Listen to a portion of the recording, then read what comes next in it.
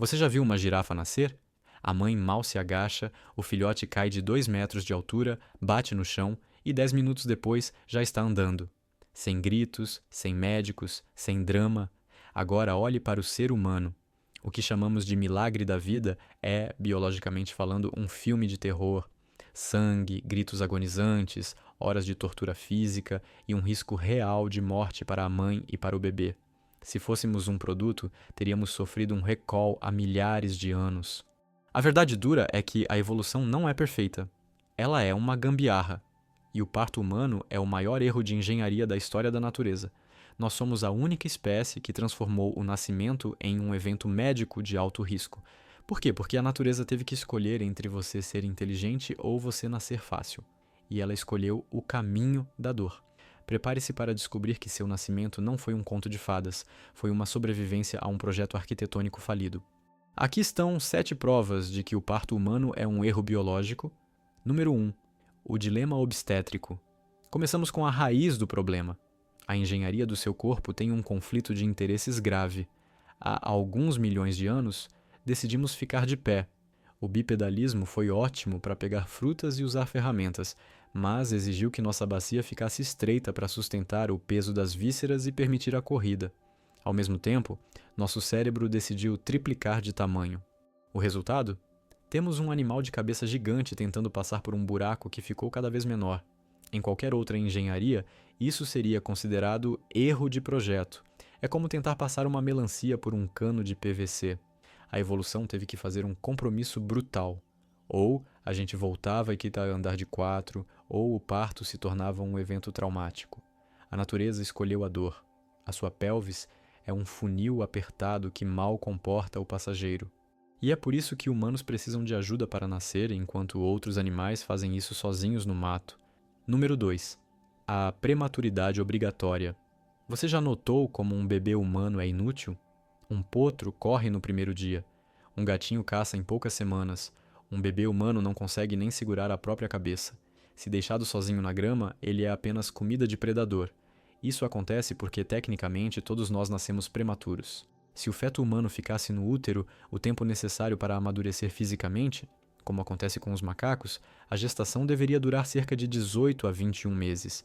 Mas se isso acontecesse, a cabeça do bebê seria tão grande que mataria a mãe no parto 100% das vezes.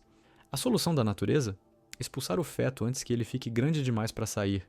Você nasceu meio pronto.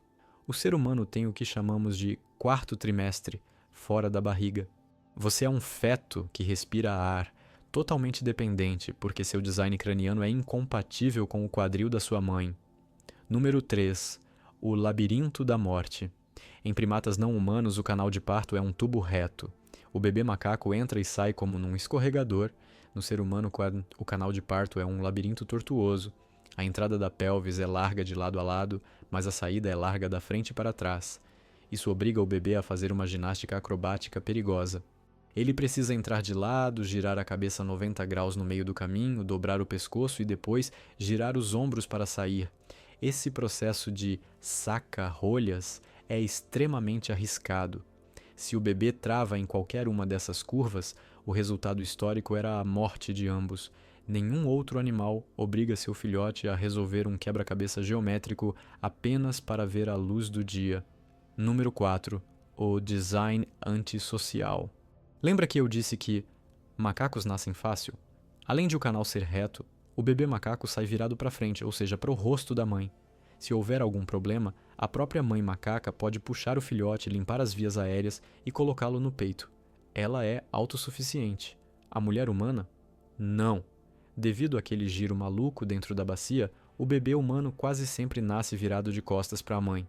Se a mãe tentar puxar o bebê durante a saída, ela corre o risco de dobrar a coluna dele para o lado errado e causar uma lesão medular fatal.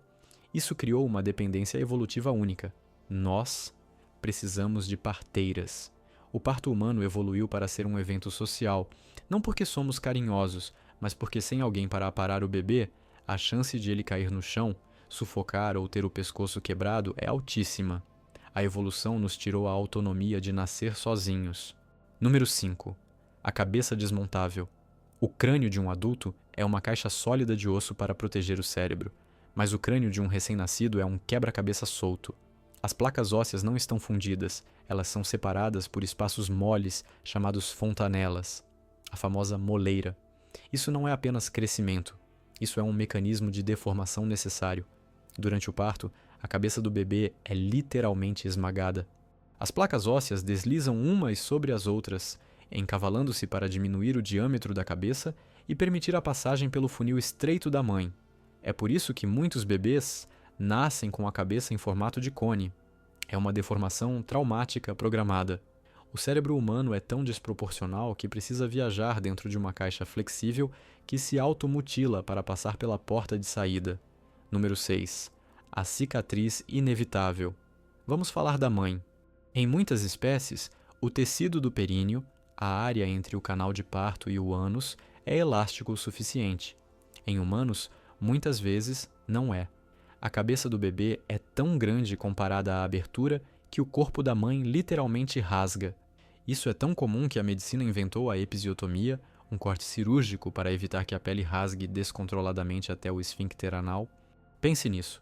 O processo natural de reprodução da nossa espécie é tão violento que frequentemente causa lacerações graves nos genitais da fêmea. Isso abre portas para infecções, hemorragias e dores crônicas. Do ponto de vista de design inteligente, criar um sistema de reprodução que destrói a estrutura de saída é, no mínimo, incompetência. Número 7. O teto metabólico. Por muito tempo, pensou-se que a gestação durava 9 meses apenas por causa do tamanho do quadril. Mas estudos recentes mostram uma verdade ainda mais assustadora: o teto metabólico. Gerar um humano consome uma quantidade absurda de energia. O corpo da mãe trabalha no limite máximo de exaustão, comparável a um atleta de elite correndo uma maratona todo dia, por meses. Chega um ponto, por volta da 40ª semana, em que o corpo da mãe simplesmente não consegue mais nutrir o feto. Ela atinge o limite metabólico. Se a gravidez continuasse, a mãe começaria a entrar em colapso energético. O parto é desencadeado não apenas porque o bebê está pronto, mas porque a mãe está biologicamente falida. O bebê é despejado porque o hospedeiro não aguenta mais sustentar o parasita energético que ele se tornou. É uma ordem de despejo por falta de recursos. Olhando para tudo isso, é difícil chamar o corpo humano de máquina perfeita. Somos uma colcha de retalhos evolutiva. Queríamos andar sobre 2 pernas e ter cérebros gigantes, e o preço que pagamos foi transformar o ato mais básico da biologia em um desafio mortal.